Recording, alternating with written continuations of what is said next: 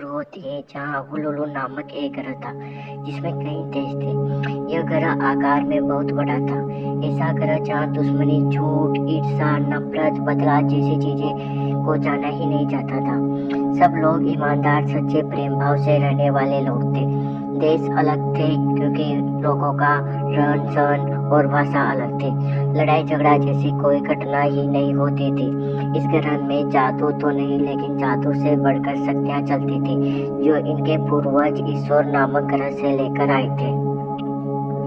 लेकिन इन शक्तियों को पाना आसान नहीं था। ये शक्तियां पेड़ पौधों से प्राप्त की जाती थी जिसमें कठिन परिश्रम और मेहनत लगती थी। ये बात उस समय की है जिस समय हर तरफ तबाही मच रही थी।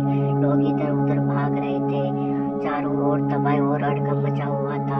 कौशल ने अपने दादाजी से पूछा, ये सब कैसे हुआ दादाजी? दादाजी ने बताना शुरू किया। आज से 20 वर्ष पूर्व ईश्वर नगरी में खुशहाली थी। सब लोग हंसी खुशी के साथ रहते थे। ईश्वर नगरी के एक छोटे से साम्राज्य हीरापुर के मुखिया राजेश थे। राजेश अपने छोटे से साम्राज्य में बहुत खुशी के साथ शासन करते थे। उनकी पत्नी निर्मला थी जिनकी शादी को 5 वर्ष पूरे हो चुके हैं और उनका एक 4 साल का बेटा और एक 2.5 साल का बेटा था। इसका नाम हरीश था। वह उसे बहुत शक्तिशाली बनाना चाहते थे। यह छोटी उम्र से ही इसकी ट्रेनिंग शुरू कर दी। जब एक शक्ति के अंक बताने वाले चौकोटी में हरीश ने हाथ रखा तो उसकी रैंक निरंतर थी। यह एक शुरुआती रैंक थी।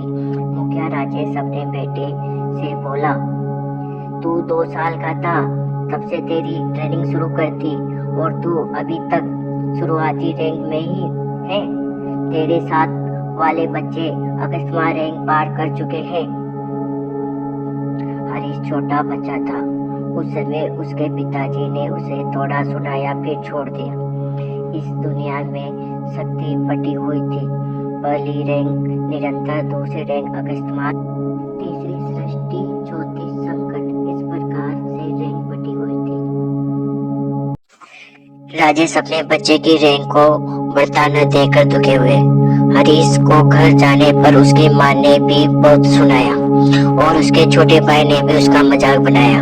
वह इससे छोटा होकर भी अकस्मात रैंक के 5वें पड़ाव में पहुंच चुका था क्योंकि रैंक के 5 पड़ाव होते थे, जबकि हरीश अभी तक निरंतर रैंक के 30वें पड़ाव में ही था। हरीश अपनी बात सुनकर दुखी होता और फिर नई उम्र के साथ ट्रेनिंग करता और लग जाता। ट्रेनिंग करते करते दिन बीते, रात बीती और सालों गुजर गए। हरीश बड़ा हो गया लेकिन उसकी शक्तियां अभी तक निरंतर रैंक के 5वें पड़ाव से शक्तियां आगे नहीं बढ़ी। सब लोग उसे बुरा भला बोलते। पूरे हीरापुर में उसका कोई दोस्त नहीं था। सब लोग बोलते ऐसे कमजोर व्यक्ति के साथ कौन दोस्ती करेगा। उसके परिवार वाले भी उससे उखड़े उड़े रहने लगे और दुखी होने लगे। परिवार के तानों के कारण हरीश के मन में शैतानी शक्तियों ने जन्म ले लिया था। वो पहले सबसे अच्छे से बात करता, दूसरे के दुख को अपना दुख समझता, दूसरों की खुशी को अपनी खुशी समझता, किसी को भी पलट के जवाब नहीं देता, किसी के मन को ठेस नहीं पहुंचाता, किसी के साथ पूरी बातें नहीं करता। लेकिन जब से उसके मन में शैतानी शक्तियों ने जन्म लिया था तब से वह थोड़ा उकड़ा उकड़ा रहने लगा। लेकिन घर वाले उसके मनोदशा को समझ न सके और बोलते रहे, सुनाते रहे, हरीश तुम किसी काम के नहीं हो, तुमसे इतना काम भी नहीं होता। हरिलाल जी का बेटा तुझसे 2 साल छोटा है और अकस्मात रैंक के 5वें पड़ाव में पहुंच चुका है। जब जब वार्षिक प्रतियोगिता होती तो हरीश सबसे लास्ट में आता। समय बीतता गया। हरीश 20 वर्ष का हो गया लेकिन हरीश अब पहले वाला हरीश नहीं रहा। वह शैतान में बदलने लगा। अब हरीश पहले के जैसा शांत नहीं रहा।